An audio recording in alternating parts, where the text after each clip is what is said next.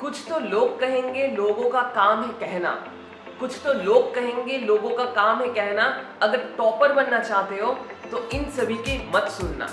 Hi guys, this is Somojit Monik and welcome to another new video from my channel biometric with Monik. तो बहुत सारे YouTubers का video इस time पे मैं देख रहा हूँ, सभी लोग एक ही चीज कह रहे हैं कि अभी तक एग्जाम देना स्टार्ट नहीं किया तो क्या किया। अगर आप लोग आज से एग्जाम देना स्टार्ट करते हो, कैसे कवर अप करोगे 2010 टू 2020 प्रीवियस ईयर्स क्वेश्चन, कैसे आप लोग एनसीईआरटी को नहीं पढ़ सकते हो। एंड अगर आपने एनसीईआरटी अभी तक नहीं पढ़ा है तो you can't crack me etcetera etcetera etcetera. लेकिन भाई लोग, एक ही चीज कहूंगा, डीमोटिवेट मत होना। कोई क्वेरी है तो कमेंट बॉक्स में पूछ लेना। एंड आज के इस वीडियो में हम लोग एक कमेंट को लेकर डिस्कस करेंगे जो पूछा था मेरे ही एक सब्सक्राइबर ने और हमारे यूट्यूब चैनल के एक सब्सक्राइबर ने, अपर्णा मिश्रा ने, जिन्होंने कहा था भाई मुझे ये नहीं समझ आ रहा है कि इस टाइम पे क्वेश्चन प्रैक्टिस करे या एनसीईआरटी पढ़े, प्लीज सजेस्ट। तो ये कमेंट के ऊपर ही आज हम लोग डिस्कस करेंगे कि इस टाइम पे एनसीईआरटी पढ़ना ज्यादा अच्छा होगा और टेस्ट देना ज्यादा अच्छा होगा।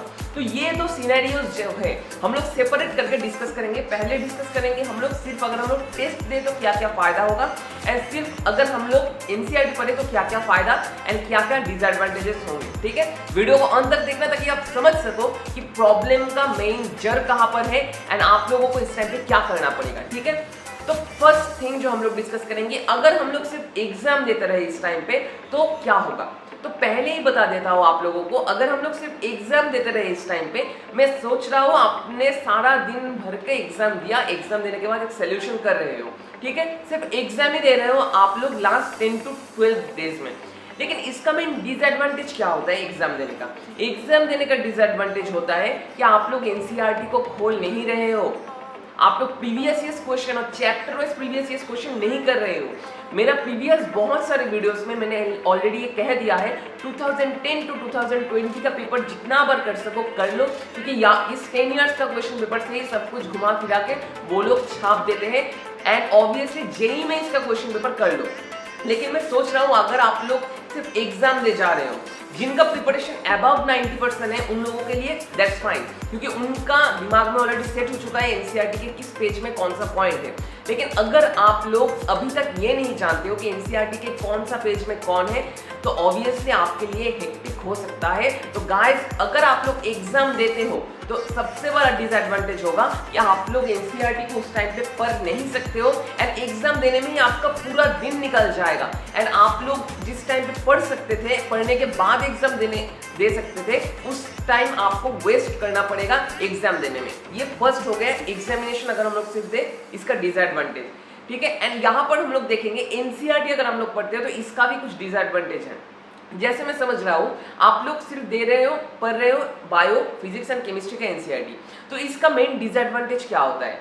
मैं सोच रहा हूँ आप लोग सिर्फ बायोलॉजी का एनसीईआरटी पढ़ रहे हो, बायोलॉजी के एनसीईआरटी में डिफरेंट चैप्टर से डिफरेंट क्वेश्चंस पूछे जा सकते हैं डिफरेंट लाइन के ऊपर बेस करके।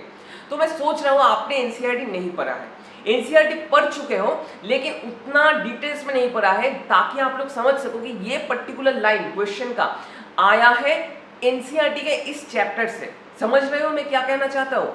यही मेन मुद्दा है।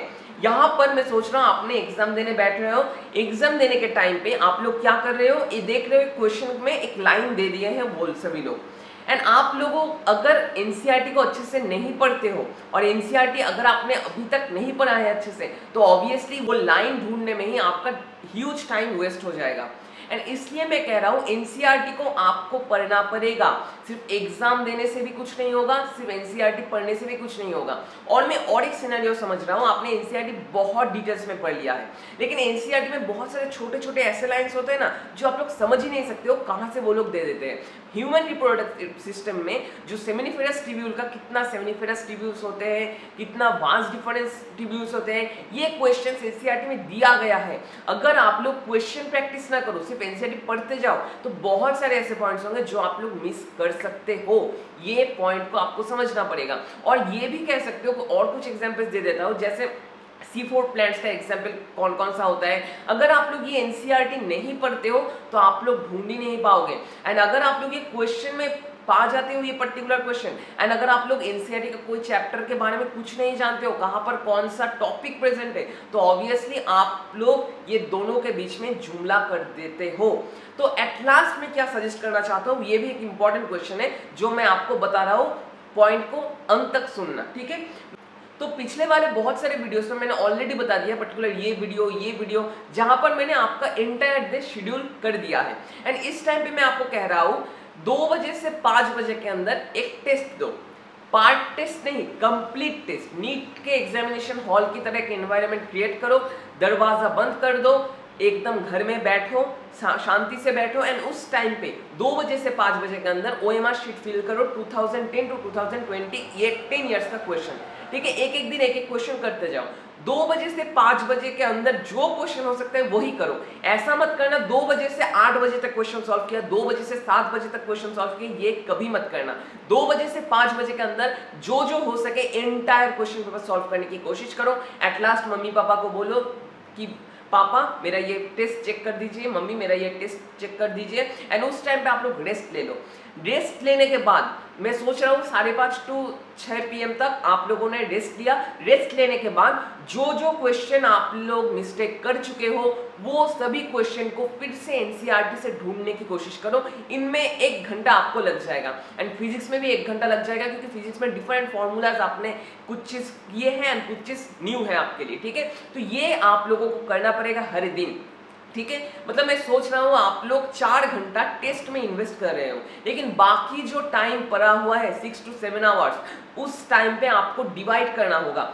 जो सब्जेक्ट आपका अच्छा है और जिस सब्जेक्ट में आप लोग स्ट्रांग हो उसमें लीस्ट टाइम इन्वेस्ट करो, लेकिन जो जो सब्जेक्ट्स में आप लोग वीक हो उनमें मोर टाइम इन्वेस्ट करो। मैं सोच रहा हूँ आप लोग केमिस्ट्री में स्ट्रांग हो तो केमिस्ट्री को थोड़ा सा साइड कर दो, 1 से 1.5 घंटा केमिस्ट्री रिवाइज कर लो, प्रैक्टिस कर लो एंड उसके बाद बाकी जो टाइम है 3 आवर्स बायो में दो, 2 आवर्स फिजिक्स में दो। बायो में 3 आवर्स क्यों भैया? बायो में 3 आवर्स इसलिए देने के लिए कह रहा हूँ क्योंकि अगर आप लोग एनसीईआरटी को अच्छे से पढ़ सकते हो एंड लाइन बाय लाइन उनको आइडेंटिफाई कर सकते हो तो ऑब्वियसली बायो में आप लोग 360 आउट ऑफ 360 स्कोर कर सकते हो।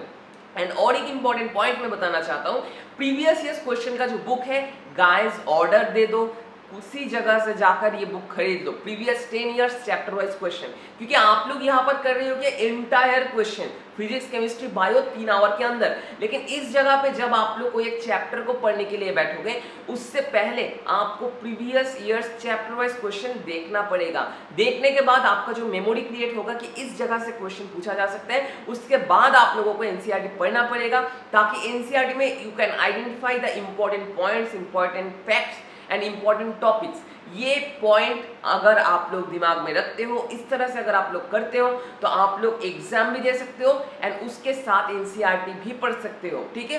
एंड अगर आपको अभी भी कोई क्वेरी है तो नीचे कमेंट बॉक्स खुला हुआ है, वहां पर जाकर आप लोग अपना क्वेरी पूछ सकते हो। एंड ऑब्वियसली अगर आपको ये वीडियो पसंद आया तो एक लाइक एंड एक शेयर तो बनता है। एंड ऑब्वियसली मैं एक ही चीज कहना चाहता हूँ, जो बताया अगर आप लोग ये फॉलो कर सकते हो एंड समझ सकते हो तो guys you are doing well and obviously you will do the great, ठीक है। एंड आपको क्या लगता है वो भी कमेंट बॉक्स में आप लोग मुझे बता सकते हो। आज सिर्फ इतना ही, नेक्स्ट दिन आऊंगा और कुछ इंटरेस्टिंग वीडियोस को लेकर। तब तक के लिए स्टे ट्यून्ड विद बायोमेड की मॉर्निंग। Thank you guys.